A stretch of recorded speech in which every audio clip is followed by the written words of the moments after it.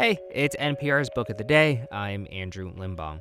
A couple of days ago, I was talking about Ruby Bridges on here and saying how wild it is that she's not even that old and how history can sometimes seem so long ago, but it actually isn't.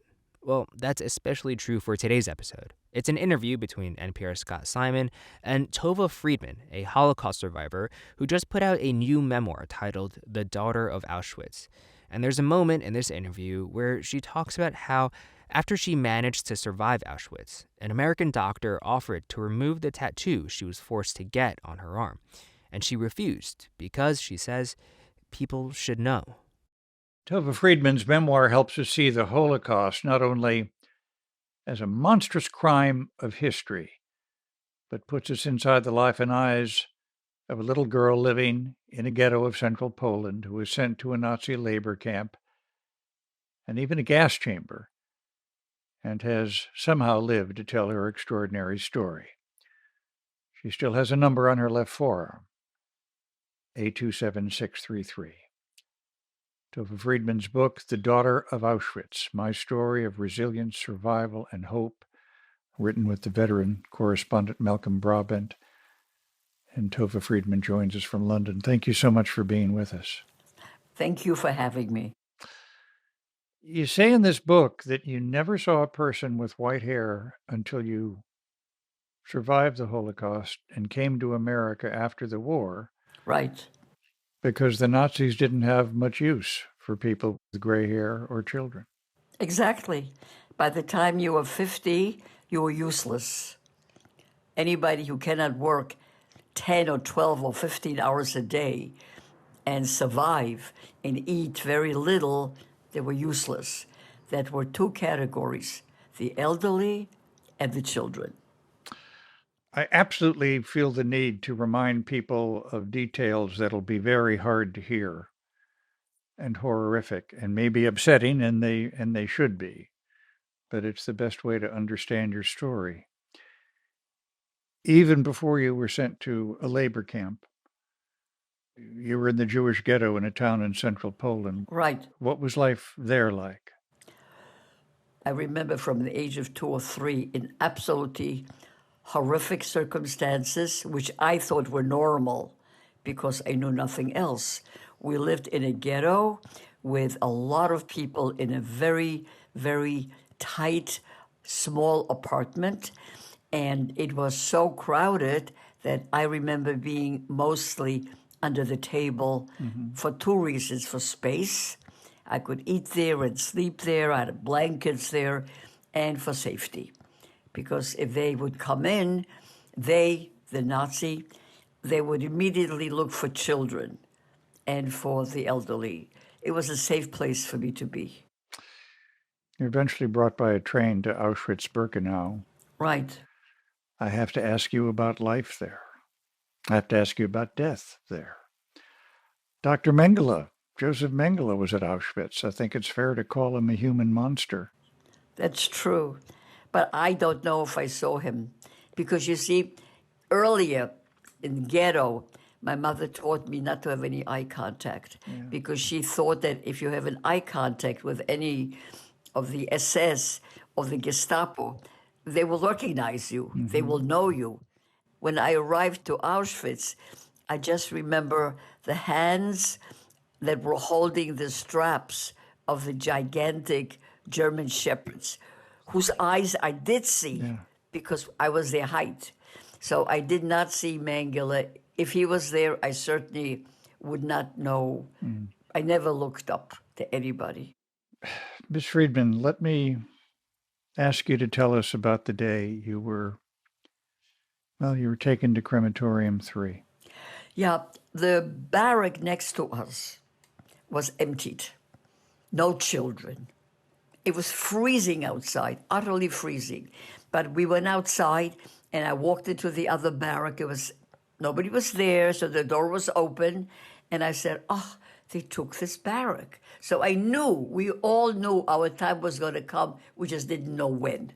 And then when they called us for a special breakfast, I want you to know, all the children knew that we're going to go to the crematorium, but nobody cared that I know of We just wanted to eat. And there's no way for me to describe the hunger or the cold. So that morning we got a very special breakfast, something sweet, something warm, something wet. It was like porridge, but it was the best meal I can remember ever in the war. And after we ate, we got dressed and we walked.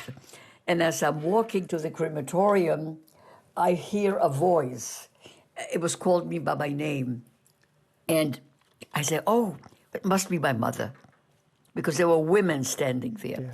And I remember her voice, where are you going? I said, to the crematorium. And all the women were like so upset that they were screaming and crying. And I turned to the little girl next to me and I said to her, why are they crying? Doesn't every Jewish child go to the crematorium? So we walked down. And then we came and we went down the steps. It was in a very gigantic room. I think it was cement floor. We stood there for hours. We were freezing, utterly freezing. And after a number of hours of utter freezing, I heard screaming and yelling, and they told us, go back, get dressed. We got dressed and we returned, walking on the same path. Yeah. And it was dark already. I heard my mother's voice, what happened?